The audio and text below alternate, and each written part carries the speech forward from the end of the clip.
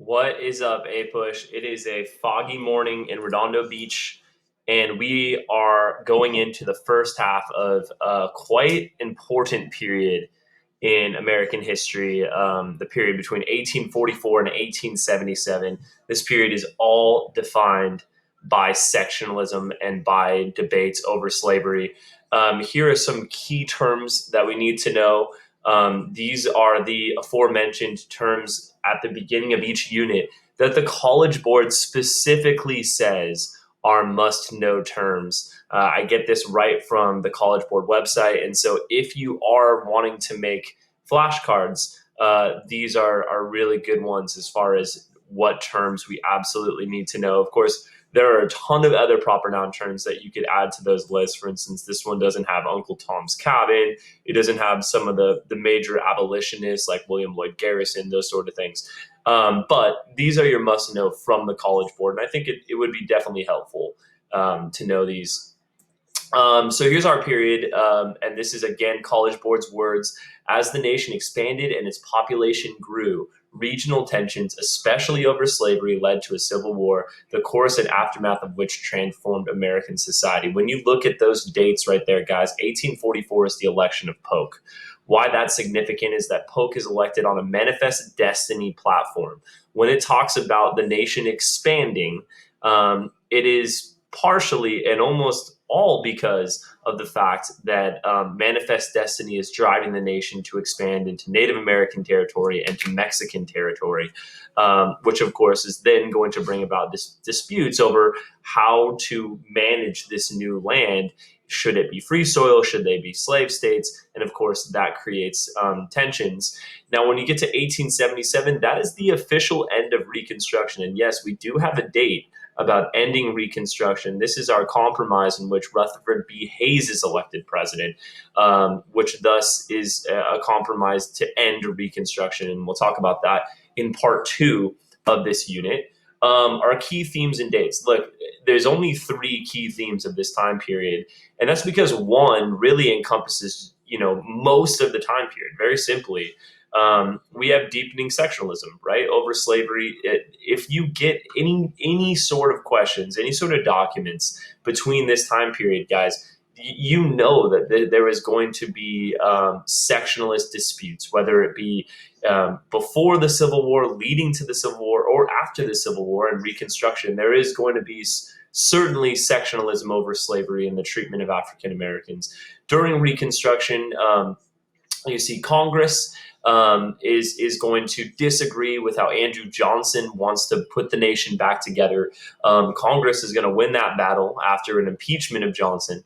And we see a congressional reconstruction with the ever important Reconstruction Act, which is in 1867. And then during this time period, we also see lots of old world immigrants coming to the United States, especially Irish and German. Our key dates, 1844, that's the election of Polk. That's going to start this time period. And we know that manifest destiny is at its strongest in this time period. And then everything else is devoted to really federal law or federal decisions that lead up to the Civil War. Our Compromise of 1850, that kind of starts the major disputes over slavery that are never going to stop. 1854, that is our Kansas-Nebraska Act, which is going to invalidate the Missouri Compromise, which was passed in 1820. And this is now going to allow slavery to exist north of the parallel established in the Missouri Compromise. The Dred Scott decision, which obviously is huge because it says Congress cannot regulate slavery. And then, of course, our Civil War and Reconstruction.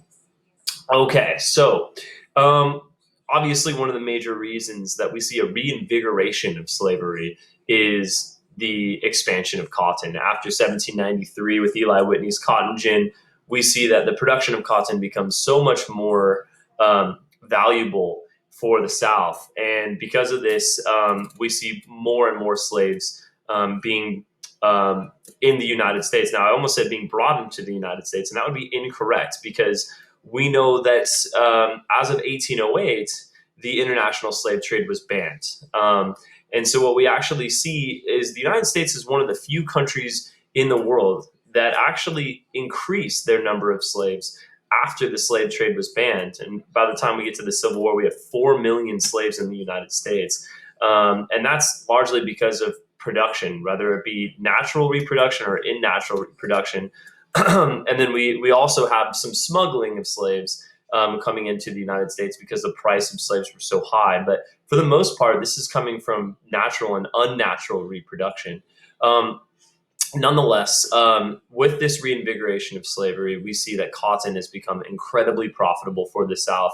Um, we see half of all the American exports after 1840 is cotton. So obviously, we're exporting a tremendous amount of cotton, more than one half of the entire world's supply of cotton. And where is most of this cotton going?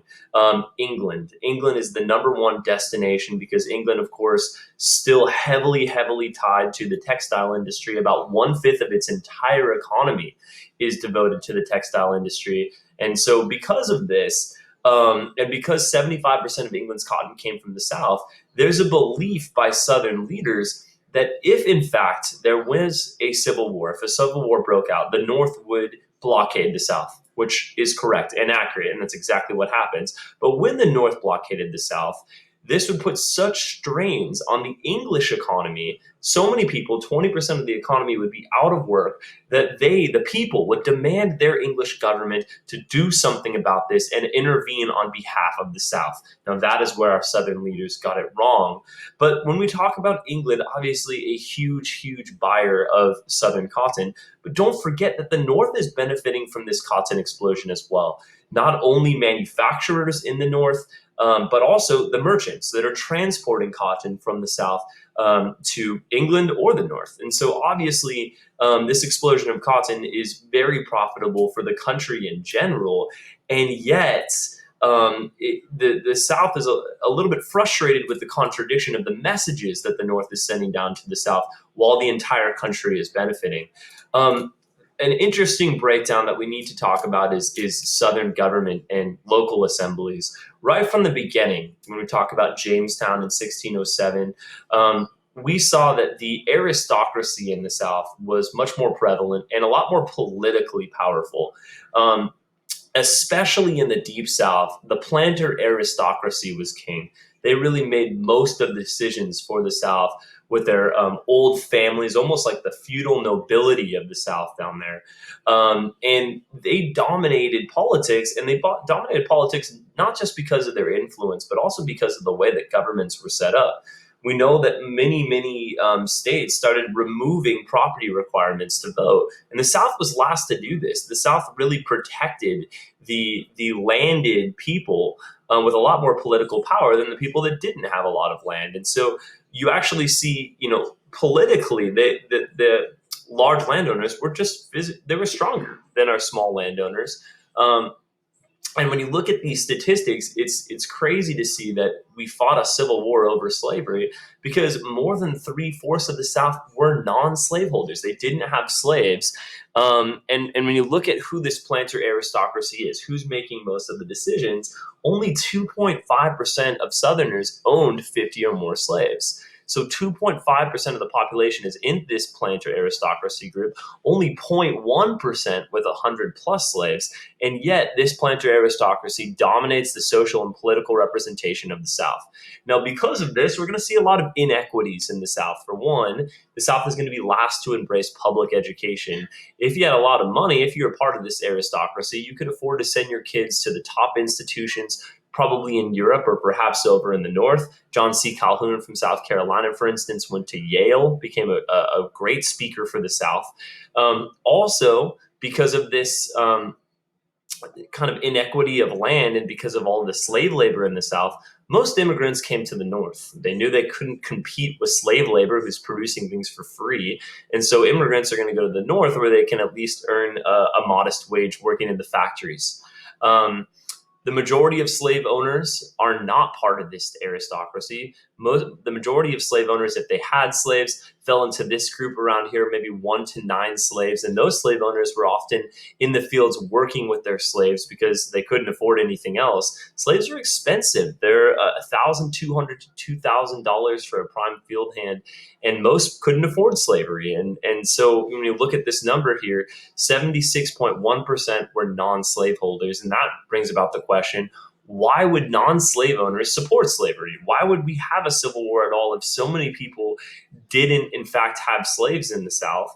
And really, the answer to this question is that there's two reasons why our non-slave owners supported slavery. The first is the belief of upward mobility, the quote-unquote American dream, which was the idea that, yes, in fact, many people did not own slaves, but perhaps if they worked hard and they made an honest living and they made more money for themselves, they could then afford a slave or two and then double their profits and then work up the social ladder to become millionaires or very, very rich people. And so that there was this kind of fallacy that they could achieve riches if they could only start to afford slaves. And the other one was just simply racism, a belief of racial superiority, especially for the very poor and uneducated South that believed that even though they were working in the worst back soils of the South, that they were pushed off all the best land by the planter aristocracy, that they, because of their Anglo-Saxon upbringing and ethnicity, would therefore be higher than somebody else in society. And so this is why the South develops this really strong and nasty racial hierarchy. And this map, I love this map because I think it's really quite telling.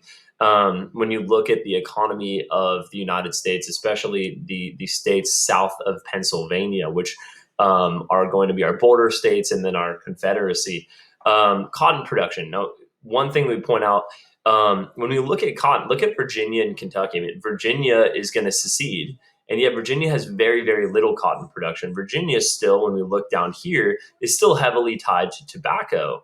And actually, Virginia is even divided as far as East and West. And Virginia, as we might remember, West Virginia actually chooses not to secede in the Civil War, while the rest of Virginia does, in fact, secede. And that's because there's this division over land and aristocracy in Virginia. In fact, Virginia considered emancipating its slaves in the 1830s. So Virginia is a little bit divided here. It's really the deep South down here that becomes heavily, heavily tied to cotton. When we look at this right here, you can see this is really quite telling. And it's especially the rich planters, maybe for instance from South Carolina, who cultivated lands in South Carolina until there was no more available land. And then because there was so much soil depletion, that people started moving west. And so what cotton cultivation does is, because it's so monopolistic, more and more land is bought by the same families, that available land is only accessible to the west. And so cotton cultivation drives westward migration, as we see more and more planters moving into what we call the deep South, later called the Black Belt, where we have all of these enslaved Africans that are working these cotton plantations. Look at wheat, obviously. The more north you get, the more cultivation of wheat you get. Wheat production largely not worked by slaves, and so you're going to have obviously to the north, not in the deep South over here. And then we have sugar production. Sugar production, especially down in Louisiana, and there's the most population of free blacks were in Louisiana, who actually at times enslaved other blacks to work on their plantations. And speaking of free blacks, by the time we get to the election of Lincoln in 1860, there are 250,000 free blacks in the South. Some of them were set free with the democratic ideals after the Revolution, and some were set free because a white slave owner was forcing himself upon his slave women. And then after slave women fathered a son or a daughter, they would be set free because the slave owner, for some reason, believed that then they therefore should be free people because they were tied to them. Nasty, nasty stuff going on in the South, obviously. But no matter where these free blacks went, whether it be down in the South or up into the northern states, they were treated as your book says, a third race. And you can look at that with some accuracy, because even if you were free, and you were free, for instance, even in Massachusetts, which was the heart of abolition, you still saw that you were limited to what jobs you could have. You were limited to who you could marry. There are many laws that forbid interracial marriages. And there was always the risk that you could be hijacked back into slavery by slave gangs of the South that were coming in and looking to bring more people down into the South for slavery. So some really, really nasty situations going on before the Civil War, obviously. And the worst is the actual day-to-day life of the slaves, where obviously conditions are going to differ wherever you go in the South, but there's really uniform treatment and day-to-day life of slaves, in that you're going to be working from dusk till dawn. From the light time hours, you are constantly working. The majority of workers were plantation laborers that were motivated, quote unquote, by the Southern planters with the whip, which became the symbol of evil and um, slavery. Obviously, no civil or political rights. In some states, there were protections for slaves. For instance, there was a law in Virginia where you could not sell children of a slave until they were 10 years old. But even these laws were openly violated and flouted because slaves could not sue in court. They had no power in court whatsoever. And so even if the laws were violently and clearly broken, really slaves could do nothing to do about it. They had no civil or political rights. And so how this was possibly managed and maintained is that the slave quarters became the center for African American culture, where within the plantations, within the sleeping quarters, slaves would meet, and they would often come together with Black preachers studying the Bible. Many of the syncretic Christian religions emerged during this time period within these slave quarters, where we see studies of the Bible, especially focusing in on parts of the Bible in which slaves were set free. For instance, the Israelites moving out of Egypt. We also saw the African culture, particularly the West African culture, which most of these slaves are coming from, is going to come in and merge with American culture. And we'll see some interesting, long-lasting cultural influences. For instance, the ring shout dance, which is a West African tradition, where we have people dancing in a circle. One person would call out something, then the rest of the people would respond to them. This actually becomes a mainstay of the African American churches, the very responsorial style churches, where the Black preacher will say something and then the rest of the crowd will say amen. This is believed to be taken from West Africa and the ring shout. We also see slave marriages in the slave quarters. While legally slaves couldn't marry, they would hold their marriages anyway. Oftentimes the vows would say, until death or distance do us part, because you never knew when your spouse could be sold to somebody else. So obviously really nasty stuff. And of course, we're going to see rebellions, and we're going to see numerous attempts by slaves to fight back against their slave owners, their planters. The best example of this is Nat Turner's rebellion, which was in Virginia. And we have a semi-literate preacher named Nat Turner, who is going to have a vision that is going to inspire him to lead an uprising. And in this uprising, they escape from the plantation, slaughter over 60 Virginians until they were eventually captured and killed. The unfortunate side effect of Nat Turner's rebellion, however, is that this is going to bring the South to crack down on slave laws, forbid, for instance, education of slaves, not allowing them to read, after more and more abolitionist literature starts coming down from the North. We have a study of our abolitionist societies. Our very, very first one was in Pennsylvania, with the Pennsylvania Abolitionist Society. That makes sense with our Quakers, who very much believe that all people are equal. And then we see our second one that we learned about is our American Colonization Society. And this actually focused on taking slaves out of the United States and taking them back to Africa, quote unquote, back to Africa, while many of them, in fact, were born in the United States. And actually, the United States essentially formed a new country when doing this. They formed the Republic of Liberia as a place in which American slaves could be brought to Africa to live and to have land. The capital to this day is Monrovia, which was named after the President Monroe, when this colonization society began. Okay, so the 1830s is kind of a changing point in American history when it comes to an abolitionist upswing. We start to see more and more people look to slavery as an unjust evil that exists in the country. And a big stimulus to this is Britain abolishing slavery in 1833. With Britain officially abolishing slavery in all parts of his empire, what happens is that this is going to show a stark difference between the United States and Great Britain, of which, of course, the majority of Americans are of English descent, of Anglo-Saxon descent. This also creates some now free islands in the Caribbean right on the doorstep of the United States. For instance, Jamaica now, which was under British control, is now has free peoples that were formerly slaves. And then secondly, we have the Second Great Awakening, right, which occurred really between 1800 and 1820. And we have many preachers such as Charles Grandison Finney, who is going to preach about the sin of slavery. And so the 1830s is really where we start to see divisions between the North and the South become a little bit more volatile.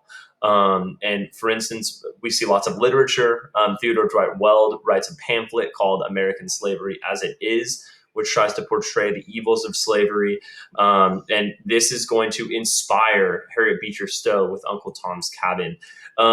Other abolitionists, we have two that we can compare, two very, very different but abolitionists, but two abolitionists none the same that are famous for their speaking out against slavery in this time period. The first is William Lloyd Garrison. Here he is. William Lloyd Garrison was very radical.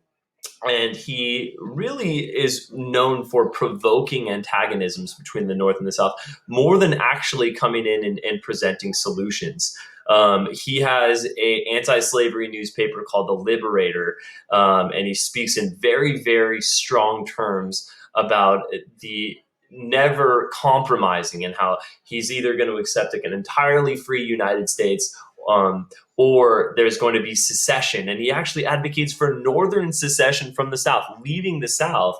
And the irony of this, of course, is that he's so staunchly anti-slavery, but by seceding from the South, you haven't solved the problem at all. You're still allowing slavery. And he is going to be really demonized in the South. The Liberator appears just about the same time that Nat Turner's Rebellion appears in 1831. And so he's actually blamed for Nat Turner's Rebellion. Georgia even offers $5,000 for his arrest, and so you can obviously see that he's going to have, some haters in the South for sure. In fact, he even had some haters in the North. I mean, he was so radical. He burned the Constitution on the 4th of July. He was even dragged through the streets in Boston by a mob called the Broadcloth Mob for his radical views and seemingly trying to antagonize things.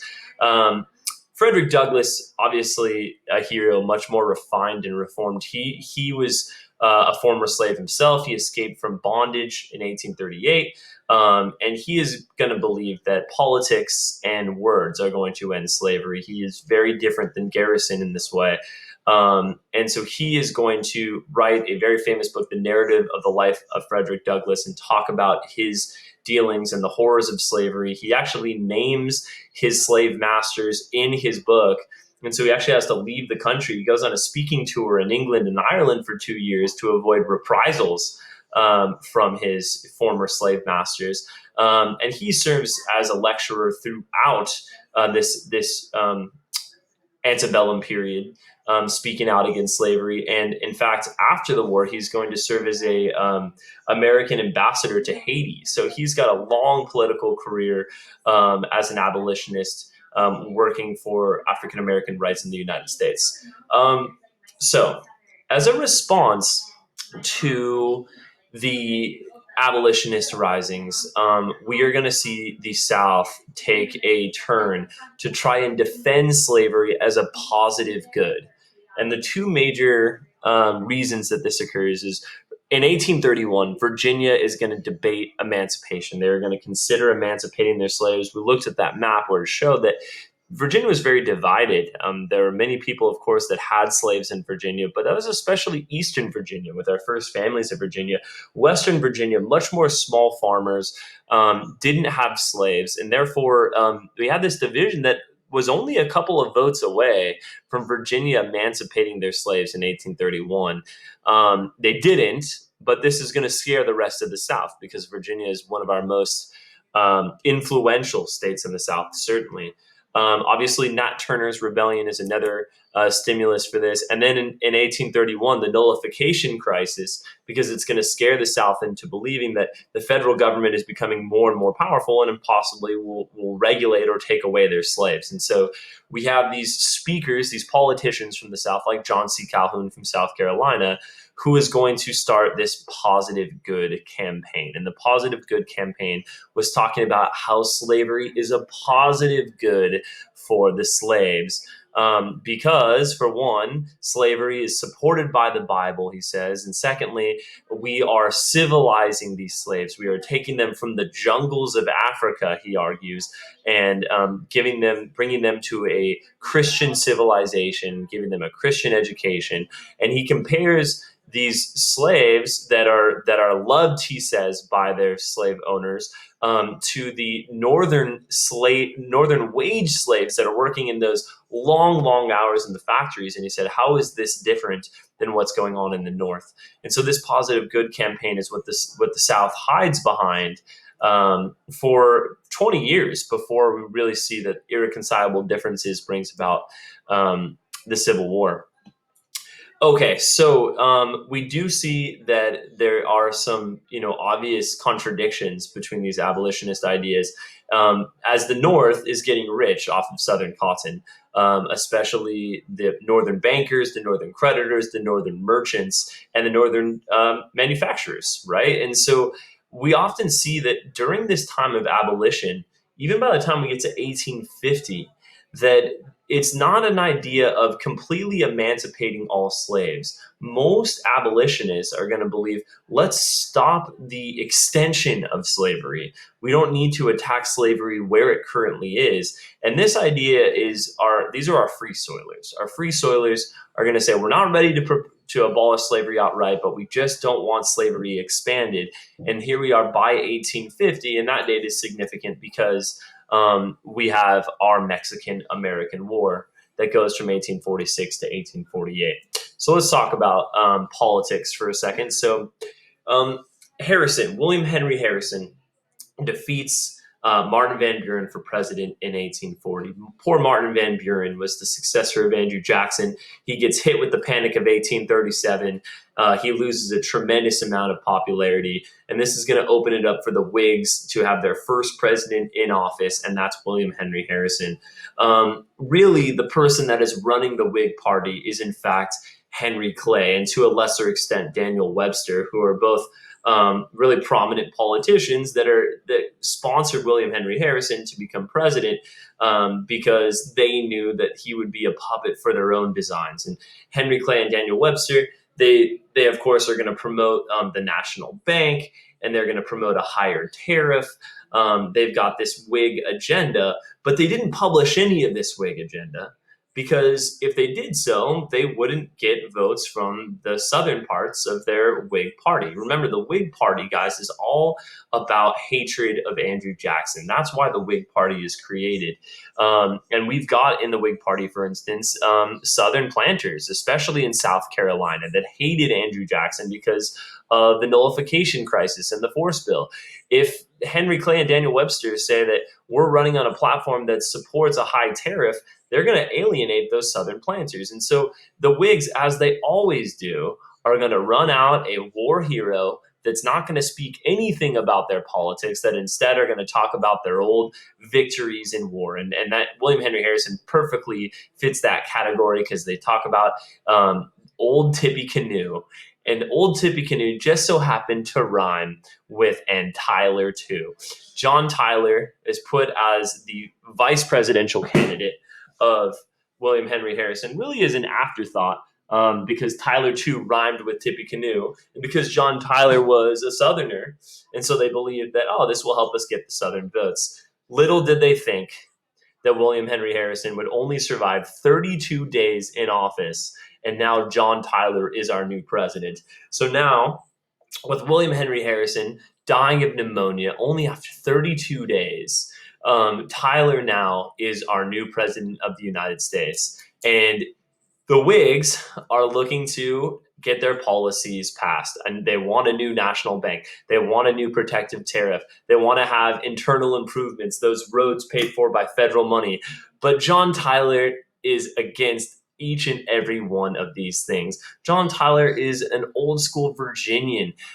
He only joined the Whig Party because he was alienated by Jackson's actions in South Carolina. He in no way supports a national bank or a protective tariff. And you see that because when Henry Clay and Daniel Webster in Congress try to get these things passed, he is going to veto. Tyler is going to veto all of the Whig legislation that is attempted. He vetoes a new fiscal bank. The Whigs try again. Hey, maybe we can call it a fiscal corporation. Nope, he vetoes that too. He also vetoes a Whig tariff. And as this is going on, the Democrats are delighted. The Democrats, the party of Jackson, were looking at the Whigs becoming the next president and getting the presidency as a terrible, terrible tragedy. And now all of a sudden we have what seems to be a Democrat sitting in the office. What a delight to our Democrats. And because of this, the Whigs get so frustrated with John Tyler. They expel him from the party. They tried to impeach him unsuccessfully. The entire cabinet, including Henry Clay, is going to resign, but everyone except for Daniel Webster, who only doesn't resign because he's negotiating with the British about the Oregon Territory at the time.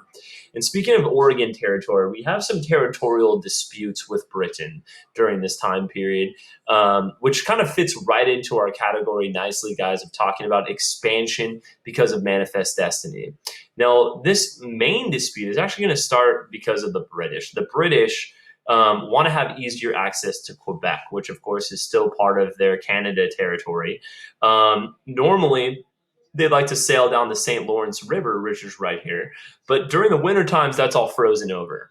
And they actually had to learn that the hard way in the War of 1812, where they couldn't bring in reinforcements to protect Quebec easily. And so they say, perhaps we can build a road from Halifax down here to Quebec so that if we need to, we can bring forces over to Quebec quickly. And so they proposed this road that would go across Canada, but it's going to go through parts of what currently is being claimed by the United States, by Maine. And so we have a little conflict up here in Maine where the United States and Britain are controversially both claiming the same lands. I love how this little conflict starts. It's a heavily wooded area.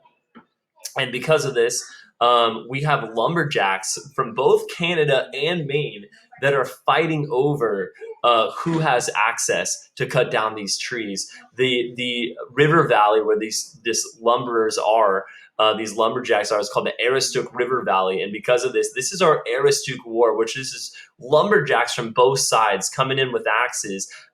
Both sides are going to have to call the local militias. There's some gunfire. It looks like we might see a war between Great Britain and the United States over this little area in Maine in which lumberjacks are fighting over. Daniel Webster is going to get involved and actually make a really great treaty for the United States called the Webster-Ashburn Treaty.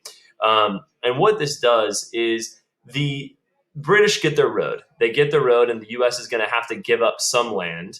Now, the U.S. gets most of the lands, but really what happens is the Canadian boundary is just adjusted to the west. And the other thing that this is going to give the United States is a little bit of land over here, which becomes Minnesota.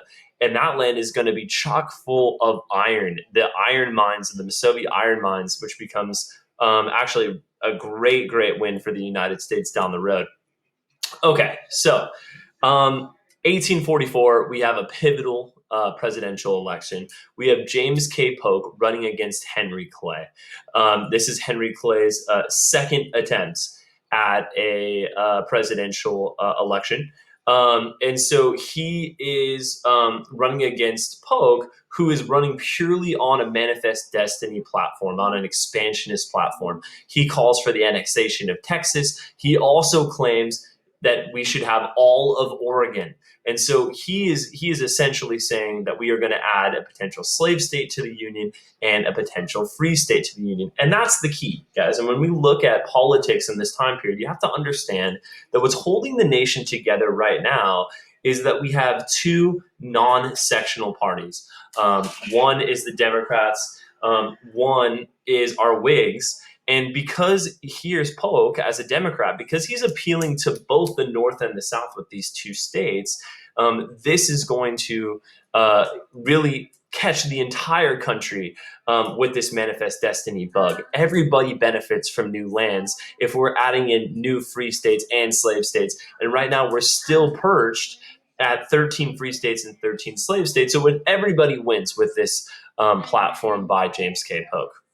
So when James K. Polk is elected in 1844, we have that lame duck period. We have that time period where John Tyler is still president for a couple months before James K. Polk is sworn in. And Tyler has had a disgraced presidency. He was alienated from his party, and he clearly didn't get much accomplished that he perhaps wanted to be accomplished. And so because of this, he really wants to acquire Texas. He wants to have that feather in his cap of something that he can say he did for the Union.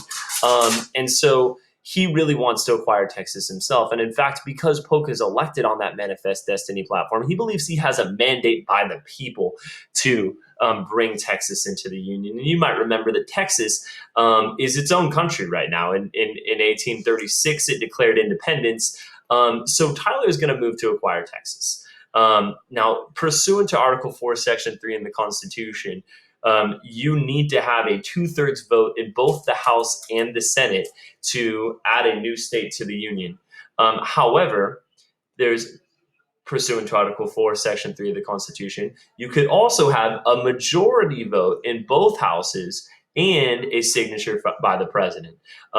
Because we have so many Northerners that was going to oppose annexing Texas, this is the only way in which Tyler can get this done. He knows he can get a majority vote in both the Senate and the House and then sign it off himself. This is called a joint resolution. This is exactly what he does. It passes in 1845. Only 3 days before James K. Polk becomes president. And so James K. Polk actually isn't the guy that annexes Texas. It's actually John Tyler, although Texas officially joins the Union during Polk's presidency.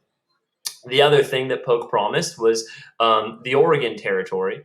And Oregon is really tricky because Oregon's been disputed by 4 different countries at one point. It's disputed by the United States, it's disputed by the British, it was disputed by the Spanish, and it was disputed by the Russians. The Russians left, they retreated back to Alaska, they felt overextended. The Spanish got claims to Oregon through the Florida Purchase Treaty, the Adams-Onis Treaty in 1819, and then they consequently had to deal with revolutions all throughout their empire. So the only 2 countries still claiming Oregon are Britain and the United States. The territory goes all the way up here, which is the modern-day Canada-Alaska boundary, to the 5440 parallel. And what we see here is that we have British and Americans living side by side. They're all over here in this Oregon territory, which is really unorganized territory. And they're mostly engaging in fur trade or fishing. And they're kind of living under really both British and American law at this stage. But then in the 1840s, we have Oregon fever, where we have all these Americans making that 2,000-mile journey across the Oregon Trail and into the Oregon Territory. And when this happens, we see this huge population explosion where many, many more Americans now populate this territory more than the British. Now, because now Polk is claiming that this is now American territory, and we have perhaps the weakest claims to the territory initially, guys. The only reason we have this claims to this territory is because Marco Polo, or sorry, I always say Marco Polo. I don't know why I do that. Lewis and Clark come over into the Oregon Territory, and this area is thus kind of claimed very weakly for the United States. So what do we do here? So the British um, really want this land here, the Columbia River, and this land here. And so when the U.S. repeatedly has said we want the our territory to be from this 49th parallel and below, the British fought against that because they said, no, we don't want to give up this Columbia River territory. And so this is really our dispute over territory here. The British want to lower that line so that they can have access to the Columbia River. That is going to become an issue with Polk, obviously. And let's talk about Polk. So Polk is a dark horse candidate, which means people don't know about him. He's a relative unknown, and he's going to try and draw a lot of his popularity by calling himself a young hickory. Obviously, getting that popularity from Jackson, who is called Old Hickory, right? And so I'm young Hickory. I'm from Tennessee. He was actually Andrew Jackson's neighbor. He was a governor of Tennessee. He runs, of course, on his Manifest Destiny platform, which is that the Almighty God had destined the American people to spread throughout the entire continent. And on his platform, he says, we're going to annex Texas and we're going to have all of Oregon or none, 54-40 or fight, 54-40 or fight. And then the Whigs, of course, are going to jeer back, who is James K. Polk? Who is James K. Polk? And we have a nice election here between Polk and Henry Clay. Polk becomes the next president, and when he is elected president, he has a 4-point plan to get done. And the first is that he is going to lower the tariff, and that makes sense. He's a Democrat. He is a representative of the party of mostly the small farmer, and because of this, that is going to make a lot of sense for small farmers to lower the tariff. We're going to have complaints, of course, from New England and the middle states, but the economy right now is bustling because of the market revolution. Everybody's making money, especially off of Southern cotton. And so, so far, the Walker tariff goes through without any fuss. The other thing that he does, because he is a Democrat, he is tied to Jackson. He is going to restore that independent treasury that actually Martin Van Buren started, divorcing the American government from the treasury, because there's this fear that if you have a national bank, it puts the money in the hands of the aristocracy. His third point is acquiring Oregon. Now, of course, in his campaign, he promised 54-40 or fight. But when Britain comes back to the United States and says, you know what, we will accept the 49th parallel because there are way more Americans than Britons at this stage in Oregon, and the area is probably furred out anyway, Polk is going to accept this line at the 49th parallel. Now, this is going to bring some frustration with our Northern Democrats and with our people in the North in general, because why all of Texas, but only part of Oregon? That is the call. Why have we added so much more slave state land to the United States while bringing in this only part of this free soil state up in Oregon? The fourth point and final point of Polk's agenda when becoming president is bringing California into the Union. And if we were to look at a map of the United States at this point, it would just show you how crazy this fourth point is, because we have a tremendous amount of land in between the western frontier of the United States currently that is owned by Mexico. California is far, far away from anything that the United States currently owns. And so this is a crazy proposition, but Polk looks at California as the gateway to the Pacific. He knows that trade will eventually need to go to Asia, and he desperately wants to be able to sell American goods to Asia, and he's right in that way. But there's certainly no claim that the United States has to California. Currently, California is mostly populated by Native Americans, 75,000 Native Americans there. There's 13,000 Spanish Mexicans. Mexico currently owns California, and the Spanish had owned it at one point. There's less than 1,000 Americans there, but Polk wants to buy California nonetheless. But our problem, of course, is you need to buy it from Mexico, and the Mexicans are not willing to deal with the United States right now, especially because of Texas. You remember our situation with Texas we have this disputed territory in general. The Mexicans are still saying that Texas is part of their country that is just in rebellion right now. And the United States is saying not only is it an independent country, but you owe $3 million in damages to us, our country, because of the damage that you inflicted when invading the Alamo and attacking Texas multiple times. Um, of course, Mexico is outraged that Texas has been added to the United States. And now we have this question of borders. What do we do about the border? Where is the border of Texas? Is it down at the Nueces River, which Mexico is consistently saying? Or is it the Rio Grande River down here, which our Texans are saying, which the United States is saying? So James K. Polk is going to send over a representative to Mexico. He's going to send over John Slidell, and he's going to offer $25 million for California. He said, "We would like to purchase California. Will you allow us to purchase California?" And Mexico is going to flat out refuse and say, "We are insulted. We're not even going to meet with John Slidell. We're not even thinking about selling California." And so Polk now is going to say, "What am I going to do to try and get California and wrest it from the clutches of the Mexicans?" And so he is going to order General Zachary Taylor to march from Texas and to come down past the Nueces River, which the Mexicans believe is the end of Texas, and come down to the edge of the Rio Grande River, which the Mexicans believe is their territory. Now, he sits there and he waits for days for Mexico to do something. And finally, Mexico is going to respond to the threat right on their border, or as they see it, within their country, and they're going to attack Zachary Taylor's command. Once this happens, this is the exact thing that Polk needed to declare war on Mexico. Polk is going to say, "American blood has been shed on American soil." He even has the audacity to say, "Despite our best efforts, American blood has been shed on American soil. We are forced to declare war on Mexico." A Whig congressman at this time, Abraham Lincoln, yes, he is a Whig, is going to say, "Well, can you tell us where exactly this American blood has been shed?" These are called his spot resolutions. And actually, Polk dismisses this, and rightfully so, because had this investigation gone through, you'd have seen that, in fact, American blood had been shed, but on land that probably was Mexican territory, or at least territory that Mexico had reason to believe was their territory. Nonetheless, the Mexican-American War is a relatively quick war, 1846 to 1848.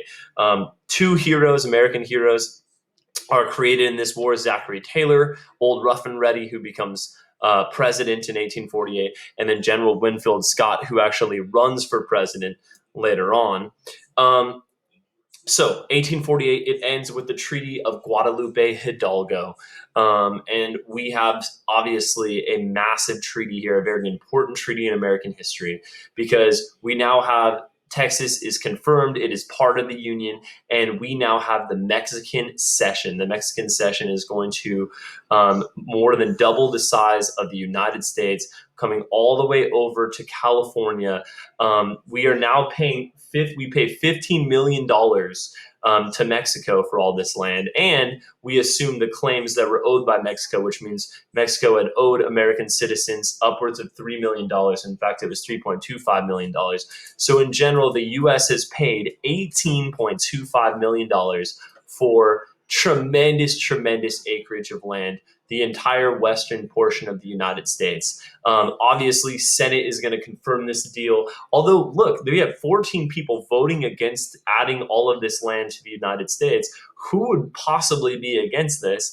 Our anti-slaverites, who justifiably understand that by adding this new land to the Union, we're going to have more debates over slavery and possible extension of slavery. And then we have the other side of things, the extreme expansionists that are saying we should go in and conquer the rest of Mexico. Regardless, the Treaty of Guadalupe Hidalgo passes, and Mexican cession is added to the United States. But immediately, of course, this is going to reinvigorate the slavery issue. U.S. increases its size. increased belief and vigor in the manifest destiny. Our heroes, we didn't even talk about John C. Fremont. John C. Fremont is going to, while the war is going on, move in with an exploratory military force into California. He's going to briefly declare a rebellion in California. He's going to call it the California Bear Flag Republic, which then, of course, is going to be annexed into the United States. But he becomes a hero in that way. We have experience for our generals of the Civil War, Robert E. Lee and Ulysses S. Grant. Bad relations between the United States and Latin America. That is obviously a big effect of this war, as the U.S. starts to be seen as the Colossus of the North, coming in and provoking wars to steal land away from Latin America. And then, of course, the big one, reinvigorating the slavery issue. Okay, the Wilmot Proviso is a idea that is brought in by the House of Representatives, the representative of Pennsylvania, David Wilmot. This actually is in 1846, so this is during the war. And he knows that there is potential land that could be taken from Mexico after this war is over. And he says that if, in fact, the United States gains land from Mexico, that there should never be slavery in any of the territory wrested from Mexico. Now, this is actually going to go through the House twice, and both times the House is going to pass this. Now, that makes sense, and this is a reminder, guys, of the fact that the majority of population of our country at this stage is in the North. That's where we have the bigger cities, we have the less monopolistic farming lifestyles, and so we have much, much more people up in the North. That means the North is always going to dominate the House of Representatives. But because we are bringing in free state, slave state, free state, slave state, we never have a majority in the Senate. And because of this, the South is able to rest its power, rest its livelihood upon the equalizing Senate. And so the Wilmot Proviso is never going to pass, but it becomes a symbol that we are kind of in this all or nothing mindset where the North is saying there should never be more slavery. And this, of course, scares the South. And from the South's point of view, too, many Southerners went in and fought in this war, this Mexican-American war. In fact, the majority of them were Southerners because they were closer to the combat. And so they say, why would we give up land that we have just fought for? And so the Wilmot Proviso really shows that there are two very distinct sides in this case.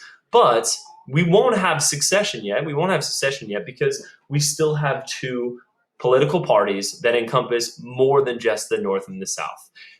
These are our non-regional parties, the Democrats and the Whigs. And as this slavery issue is heating up, it's putting a strain on these two political parties. Again, both have supporters in the North and the South.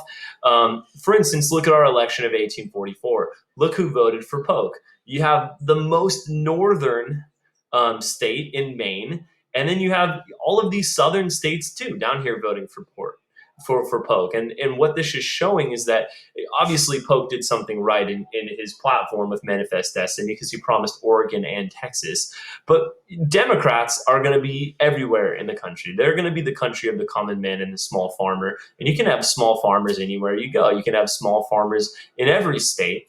And where the Whigs, of course, very much the same way, the Whigs are going to have the Nollies of South Carolina, but they're also going to have your manufacturers, etc. Every election, up until the election of 1860, our candidates are going to be forced to have to be quiet on the slavery issue because they know that if they speak out against slavery, that they're going to alienate part of their party. And so our elections of 1848 and 1852 and 1856, all three of those presidential elections, we're going to have to be quiet on slavery or at least not take a firm stand. And in fact, this is where the idea of popular sovereignty starts to be floated out. Because let's put it on the people. The people get to decide. We're not, as politicians, going to take a strong stance because by doing so, we are going to alienate our party. It's a huge part of American politics at this stage. And the Free Soil Party is our one party. It's not one of our major parties. It's a third party that is going to come in and try to make a stand on this. And they're going to support the Wilmot Proviso, but not because they are supporting African-American rights. It's because, in fact, they're racist. And they're saying that slavery is destroying chances for whites because if you have slavery extended into these new territories that are white farmers that move into this area are going to have to compete with slave labor and never have a chance for the American dream. The Free Soil Party in 1848, they're going to bring in former President Martin Van Buren. In fact, the Free Soil Party does not win a single state in this election. But what it does do is take away some votes from the Democrats and allows our second Whig president, Zachary Taylor, to become president. Zachary Taylor winning just as William Henry Harrison did off of wartime popularity. Zachary Taylor never surrenders is our mantra that's floated out. Okay. Of course, we have something that brings in population into the Mexican session far quicker than anyone had imagined because gold is discovered in California, in Coloma, California, up at Sutter's Mill. And this is going to start our gold rush in 1849 and 1850, where we have a 300,000 population increase. And of course, you only need 60,000 people into a territory before you can apply for a territorial government and for statehood. And so California is one of our 3 states, besides Texas and Maine, that skip the territory stage and come right on into the Union. It is going to draft a state government that excludes slavery, no slavery in California. And in 1849, it's going to apply to Congress for admission. But of course, this is a serious problem because we are now sitting at 15 free states and 15 slave states. If California comes into the Union, this is going to upset that delicate balance. And this then is going to be unacceptable to the South. And so there needs to be an important compromise with California wanting to come into the Union. And that will be our compromise of 1850. As I just said, in 1850, we have 15 slave states. We have 15 free states. Now, the South is worried because obviously a free state could be coming into the Union here, but also Utah and New Mexico over here that are going to slowly become populated are also being proposed as non-slave states. If California comes into the Union as a free state, will the rest of the Mexican session come into the Union as free states? Will the South lose its power in the Senate with all of these free states coming in? The South is absolutely right to be worried about this because, in fact, with our compromise of 1850, we do see that the South loses. This is the last time that we have equality in the Senate. Once California comes into the Union, there are more free states in the Union, and it will always be that case until the Civil War. The other incident that's going on in this time period is the Underground Railroad, which is going to factor into our compromise of 1850 because we see heroes that are liberating slaves from the South. We see the stations, the chain of anti-slavery homes, our passengers or our runaway slaves, our conductors are abolitionists. And they are bringing slaves from the South in secret to stopping along the way on these special stations, which they are kept safe and kept hidden until they can make their way up into the north and largely into Canada to escape. Obviously, our most notable conductor is Harriet Tubman, who many of you guys saw the movie this year for extra credit, which was awesome. Harriet Tubman was born as a slave in Maryland. She escaped, and she is going to escape and then come back to rescue her family. And then she's going to come back multiple times after that. 19 different raids into the South. She rescued more than 300 slaves. Then she served in the American military as a spy in the Civil War. She's absolutely a hero. And the context of how this affects American politics at the time is that the southern states desperately want a new law that is going to stop the North from stealing their slaves in their eyes, and said we need to have a new fugitive slave law that is going to help protect us from losing all of these slaves. And so that factors into our compromise of 1850. At this time, the South is starting to get more radical. We're coming into 1850 with California close to admission. We have the fire eaters of the South starting to emerge, and they are threatening to secede. And especially South Carolina, we don't want to compromise. We are going to secede. And so it takes the old guard, the last of the old guard, the aging Henry Clay and Stephen Douglas, and Daniel Webster and John C. Calhoun, these four old politicians now that are going to come in and argue to keep the Union alive. Um, our younger guard is more interested in purifying the Union and getting rid of slavery. The old guard has been around since the beginning, since the Union was very young. And they said, we need to protect the Republic at all costs. And that's people like Henry Clay and Stephen Douglas. Stephen Douglas is going to be our biggest proponent for popular sovereignty. Henry Clay is going to be arguing masterfully to keep the Union together. John C. Calhoun is going to argue on the behalf of the South. And Daniel Webster is going to argue to the North, and he's going to say, Northerners, that you should accept the Compromise of 1850, because while it is going to allow popular sovereignty in some of the states wrested from Mexico, the topography is not right for slavery. It is not fit for slavery. And while the Wilmot Proviso never passed in the Senate, God has passed the Wilmot Proviso, because there will be no slavery in this Mexican cession. And so with that, we have a series of bills that becomes the Compromise of 1850. Our president, Zachary Taylor, opposes it. He doesn't like the fugitive slave law. However, he dies, and his vice president, Millard Fillmore, is now going to sign the Compromise of 1850.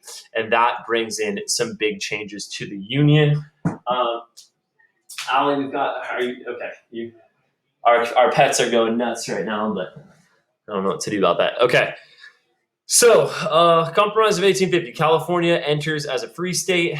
New Mexico and Utah become states to be decided by popular sovereignty. Again, this is where Daniel Webster's big contribution to the compromise came in, because the North had to accept that some of these states could in fact become slave states. But Webster says the topography isn't right. These will not become slave states. And he's actually right in saying that. Now, the South really is the loser in the Compromise of 1850, because the South is going to lose the slave trade in Washington, D.C., and they're also going to lose the balance of power. We now have a free state admitted. We now have 16 free states, only 15 slave states. But what the South does get is a new fugitive slave law. And this is going to help bring back slaves that are escaping from the South, because we see that anyone that helps slaves escape will face fines or jail. If, in fact, someone is discovered as an escaped slave, a federal judge can rule to return that slave. And if the judge rules that they should be returned, they're given $10. If they judge that they should be freed, they get $5. And so this is essentially a bribe to make federal judges rule that escaped people should be returned to slavery. And of course, slaves cannot testify. They cannot get a trial. And that is, of course, going to set up our Dred Scott decision in 1857. But with this turning of the tide as far as free states to slave states, the South gets desperate. We need to add new slave states, they argue. And so we are going to see some radicals try and go in and acquire new territory for the purpose of expanding slavery. William Walker is the best example of this. He's a Tennessee slaveholder. He is going to recruit some radical Southerners, some of which actually are from the best families of the South, and invade the Central American country of Nicaragua. He's going to move down into Nicaragua. He is going to conquer this land. He is going to declare himself the president and promptly legalize slavery. The president at the time of the United States is Franklin Pierce, who actually acknowledges this as a independent country. He actually literally says, yes, I support this. And yet Central Americans, several countries, all going to declare war, form an alliance, invade, capture him, and kill him by firing squad. Pierce is going to immediately withdraw his support for William Walker. And this is going to be an embarrassment to the United States and show the extremism of these Southern radicals. Now, back in Polk's presidency, 44 to 48, Polk had considered offering Spain $100 million for Cuba, and the Spaniards rejected this. Now we have Pierce as president, and Pierce now, which is really in the pocket of the Southern planters, is going to consider adding Cuba into the Union. And so, first, we have two really radical attempts. Manifest Destiny crazed Southerners try to attack Cuba, and the Spanish are going to put down these rebellions quickly and then seize an American ship, the Black Warrior. And seizing the Black Warrior had a little bit of an outcry with Americans, and this perhaps was justification for the U.S. to declare war on Spain. Pierce says this might be the time to do it, that the European countries of England and France, they are about to jump into the Crimean War overseas. They're distracted. No one's going to be able to protect Spain. Perhaps we should provoke a war with Spain. And so he is going to get three ministers to Europe, three American diplomats, to prepare findings on what to do about Cuba. Should we come in and invade Cuba? Should we try to pay for Cuba? They're going to prepare a top secret document that becomes called the Ostend Manifesto. In this manifesto, these three diplomats are going to recommend to President Pierce that he offer $120 million for Cuba. And if Spain refuses, then we could say, well, this is endangering U.S. interests, and we should now be justified in provoking a war with Spain to take away Cuba. The problem with this is this top secret document that is talking about provoking a war with a European country leaks, and it makes it out to all citizens of the United States. Northerners are horrified with this because it is showing that the president is willing to provoke a war to expand slavery. And so, of course, Pierce is going to have to back down from this. Nothing becomes of this, but this shows obviously some irreconcilable differences. Another difference, another point of contention is a railroad. California is a new state. Oregon is a new territory. They're both on the western part of the United States. They're literally thousands of miles away from the western edge of civilization. And so there needs to be a way in which to tie these states to the rest of the Union. And so we, of course, the logical way to do this is with a railroad. But where can we put this railroad? It would make sense if we could put this railroad through the South. And we're just looking at the actual way in which the country is currently set up, that if we go through the South, we can go through all organized territory. And what that means is, for instance, New Mexico, we have inhabitants there that have set up a territorial government, meaning that there's a government in place that can protect the railroad from Native American attacks, and we can have a railroad going through Texas, New Mexico, over to California. That seems to make sense. If we had one going through the north, we would have to go through unorganized territory where the Indians roam, and this could be a very, very, dangerous situation for railroad speculators and the people laying the tracks, etc.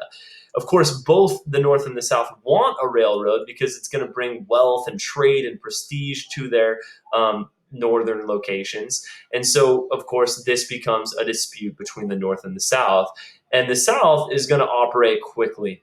The Secretary of War, Jefferson Davis, is going to send a South Carolinian railroad speculator, James Gadsden, to Mexico.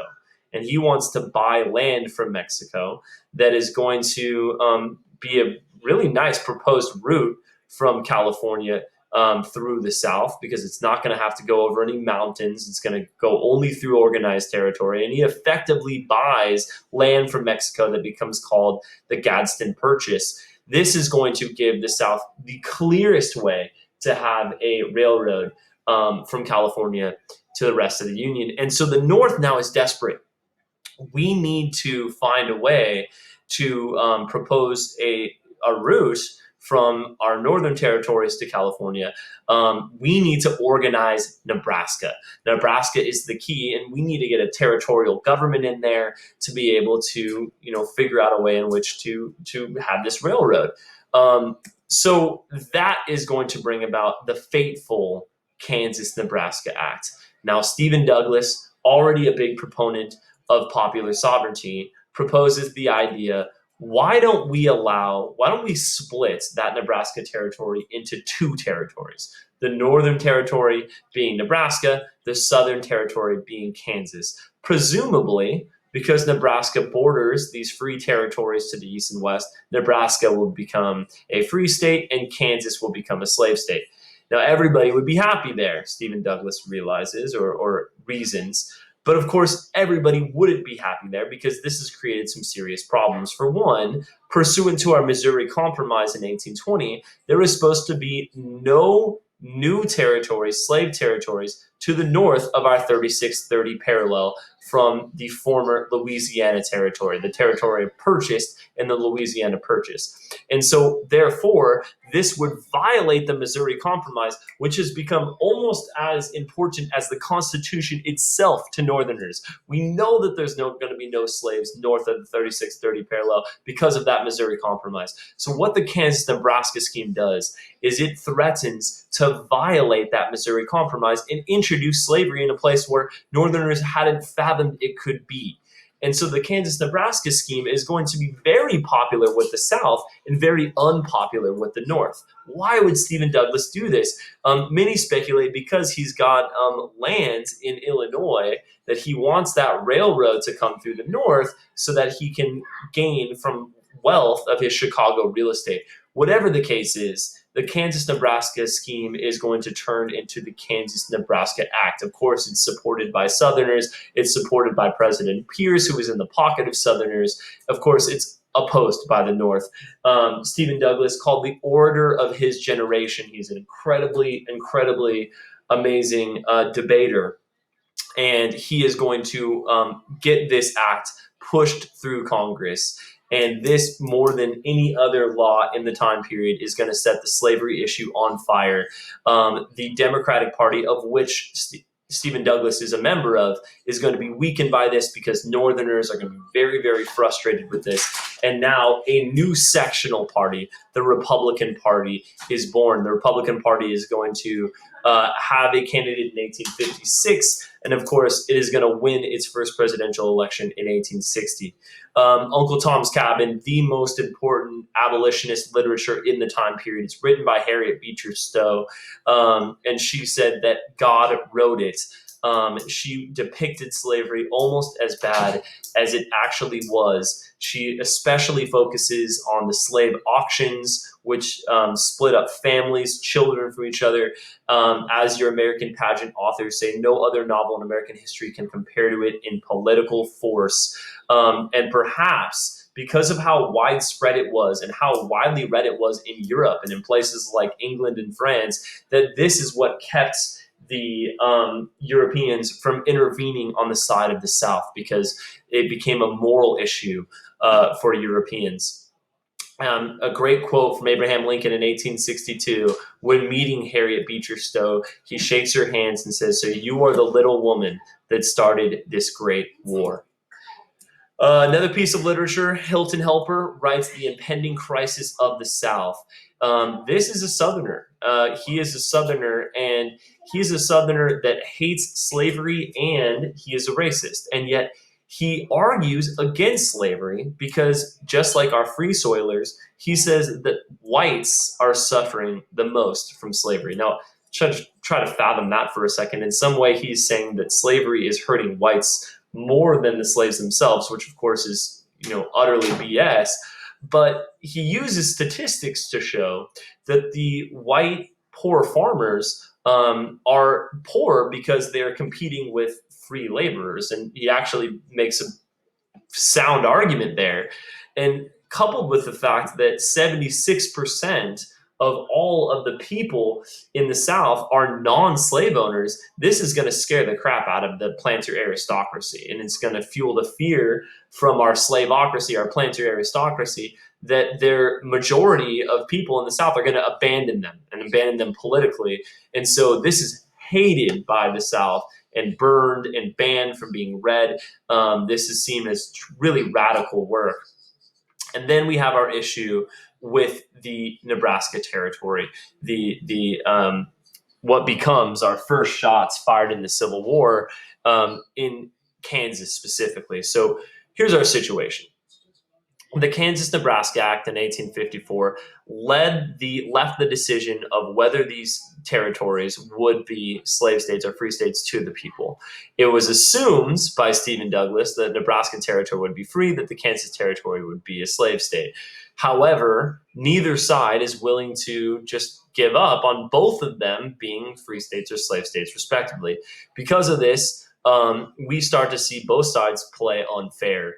In general, both territories would probably have become free states had there been no shenanigans whatsoever, because we have more people in the north and more people in the north moving west. And because of this, by the time we get to 1860, a census reveals that there were only 2 slaves in Kansas and only about 12 slaves in Nebraska.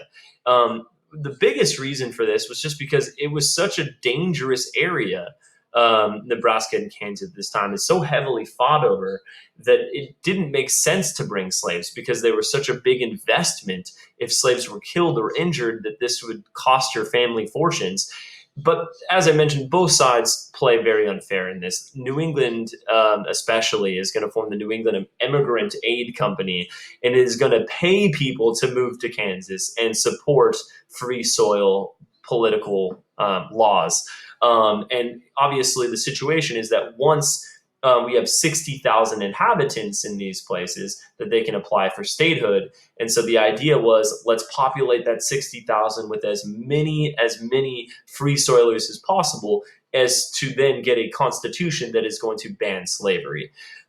Here we are, Election Day on 1855, to elect our first territorial government. And what we see is, pouring in from the slave state of Missouri, we have these illegal voters called border ruffians. Border ruffians are going to come in on election day. They're going to illegally cross the border. They're going to fraudulently vote. And with this, we see all of these pro-slavery delegates elected. Because they have the majority, they set up a pro-slavery capital in Kansas at Shawnee Mission. Free soilers, unable to stomach this, are going to set up a completely rebel government, a illegal government in its own right, in Topeka, and they are going to claim that this is the rightful capital of Kansas. So now we have 2 rival capitals in this Kansas territory, one that is set up off of fraudulent voting, the other one that is a rebel government set off of just completely illegal basis. And onto this stage, that's John Brown. John Brown, as you guys will remember, is a little bit of a crazy person. And by a little bit, I mean a lot. This guy believes that he was sent by God to come in and to radically fight slavery using any means necessary. And for him, that often means violence. He was a horse thief. He had numerous run-ins with the law. And he kind of makes a name for himself here in Kansas, because he's going to come in with an axe. And the Pottawatomie Creek Massacre, he is going to use that axe to hack to pieces 5 pro-slaverites. Of course, this is going to set off a civil war in Kansas, where we have free soilers and slave supporters fighting against each other. Later on, he's going to invade Virginia at Harper's Ferry. So this is not the last we've seen of John Brown. Now in Kansas, things get worse, because now in 1857, Kansas has enough population to apply for statehood pursuant to the Northwest Ordinance of 1787. They have that 60,000 population. And so the Shawnee Mission government, which is our pro-slave government, is going to create a Lecompton Constitution. The Lecompton Constitution says it has all the laws of the normal state. And then it says that you could vote for the Lecompton Constitution, that the people in Kansas could vote on whether or not to adopt the Lecompton Constitution with slavery or without. However, there's a provision in the Lecompton Constitution that states that slaves already in Kansas can remain in Kansas. So no matter what, slavery is going to exist in Kansas, whether or not the Lecompton Constitution is approved with slavery or without. For free soilers, this is unacceptable, and free soilers are going to boycott. They're going to say, we refuse to vote for this. And because they refuse to vote, the Constitution passes with slavery. And so now Kansas has officially become a completely free state, except that this is a political nightmare. It's a political nightmare for President Buchanan. It's a political nightmare for everyone who was involved with the Kansas-Nebraska Act in general. President Buchanan is a pro-Southerner, and he is going to support this. But Senator Douglas is going to say this is not right. This is not in the nature, in the spirit of popular sovereignty. The people have not spoken here. This has been a vote of fraud and fraudulency and illegality. And because of this, let's compromise. Let's have a true popular vote in Kansas to determine whether or not to have a free state or a slave state. After all of this is said and done, the Free Soilers are going to prevail. They're going to shoot down the Lecompton Constitution, and Kansas will eventually become a free state. However, Kansas won't enter the Union until during the Civil War because of how vicious the violence is going on there. Speaking of vicious violence, we now have congressmen bringing guns to work every day in fear that there may be violence ensuing on the Senate floor. And that's exactly what happens in 1856. Charles Sumner is one of the more radical abolitionists in Congress. He's from Massachusetts, and he delivers a speech called The Crime Against Kansas, where he not only speaks out against pro-slavery rights, he also is going to insult one of the really popular senators in Congress from South Carolina, Andrew Butler. Preston Brooks, who is another congressman from South Carolina, is going to be insulted by this. He's going to take his cane and he's going to beat Charles Sumner repeatedly on the head. He does serious damage to Sumner. Sumner is going to have to go to Europe and be there for 3.5 years in treatment. And this is going to obviously epitomize how bad things have gotten, where our own Congress is fighting against each other on the Senate floor. The North, of course, is heavily going to condemn the violence. The South is going to blame the speech. Brooks is going to have to resign because of the violence and because he's committed, he's broken the law. And when he resigns, Southerners are going to send him money. They're going to send him new canes. In fact, some canes adorned with gold. He's going to be triumphantly reelected the following congressional election. So obviously, this is really bad at this point. And then things just turn completely on their heads with the Dred Scott decision in 1857. Dred Scott decision is one of our key Supreme Court cases. This would be the fourth one that I give you guys of just absolutely having to know. The first would be Marbury v. Madison. The second is Commonwealth v. Hunt. The third is McCulloch v. Maryland. And this is our fourth, which is the Dred Scott decision in 1857. Dred Scott is a slave. And he is a slave that initially was serving his master in slave states, but then his master moved to Illinois and then moved to Wisconsin, and they lived there respectively for a total of 5 years. And Dred Scott says, well, since slavery is illegal in these states, I then should be a free man. Why wouldn't I be a free man? And so he is going to sue on these grounds. Now, the Supreme Court is going to take the case, and the Supreme Court is going to put this into their own hands. They're going to take this and try to end the slavery dispute once and for all. And you got to keep in mind, guys, that who appoints the Supreme Court is the president. And the presidents have been held by pro-slavery rights for the last two presidents. When you look at James Buchanan, when you look at Franklin Pierce, these are pro-slavery presidents. And the Supreme Court is now dominated by pro-slave supporters. Now, they could have ended this ruling very simply. They start by saying Dred Scott is a slave, not a citizen. They can't sue in federal court. They could end it right there and end this controversy. But they continue that Dred Scott, because he is not a citizen and because he is property, that he could be taken into any territory and legally held in slavery pursuant to the Fifth Amendment, which protects citizens' property. But then they go on further. And this is where things get really out of control. They say that the Missouri Compromise initially had been unconstitutional because Congress has no power to ban slavery. And that, of course, is the big problem, because this is a huge victory for pro-slavery rights, because at this stage, the federal government has just said that slavery can exist anywhere in the United States, and all of these compromises have been for nothing. And so that, of course, is going to turn politics on their heads and becomes a huge issue in the senatorial election of 1858. Here we have two representatives of Illinois that are running for senator in 1858. One is the infamous Senator Stephen Douglas, and then the Republican candidate of the new sectional party of the Republicans, of course, is Abraham Lincoln. Abraham Lincoln has been a member of the House of Representatives for the Whigs. He is now a free soiler. He believes in the non-extension of slavery. Senator Douglas, he doesn't love slavery, but he is beholden to the popular sovereignty. Now, Lincoln is going to lose this senatorial election, but he is going to uh, do an amazing job in setting himself up for presidency in 1860. While he loses the battle, he wins the war here, because in 1858, he is going to ask a great question in the city of Freeport, Illinois. He asks Stephen Douglas, what if the people vote down slavery? For instance, in Kansas, what if the people vote that they do not want slavery in their state? Who would prevail? Would it be the Supreme Court with the Dred Scott decision that said that slavery can exist anywhere? Or would it be the people who say they don't want slavery in their state? Now, Stephen Douglas is going to say the people and popular sovereignty outweigh the Supreme Court, that the Supreme Court can't tell the people what to do because the people are sovereign in this country. And this becomes known as the Freeport Doctrine.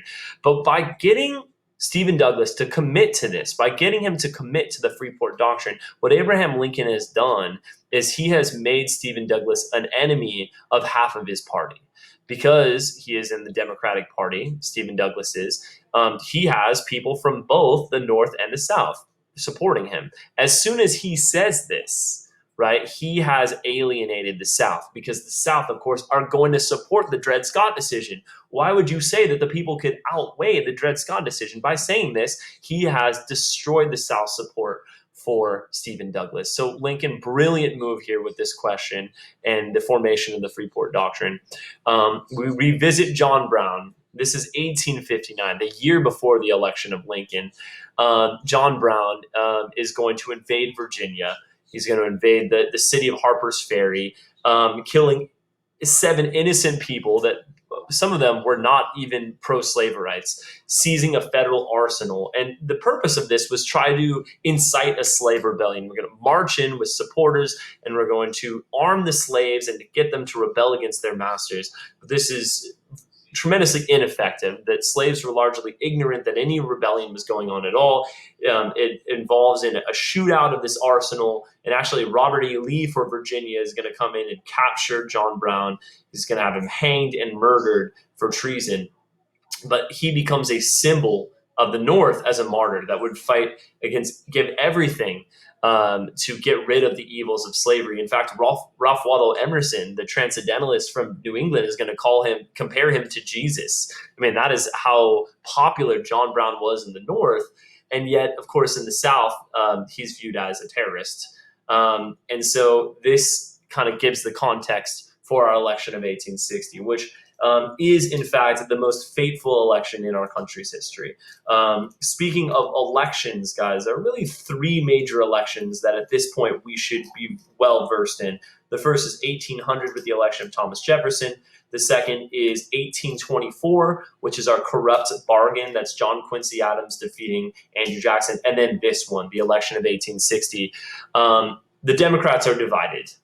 The Democrats are divided because Northern Democrats still support Stephen Douglas, whilst the fire eaters, the Southern Democrats, view Douglas as a traitor.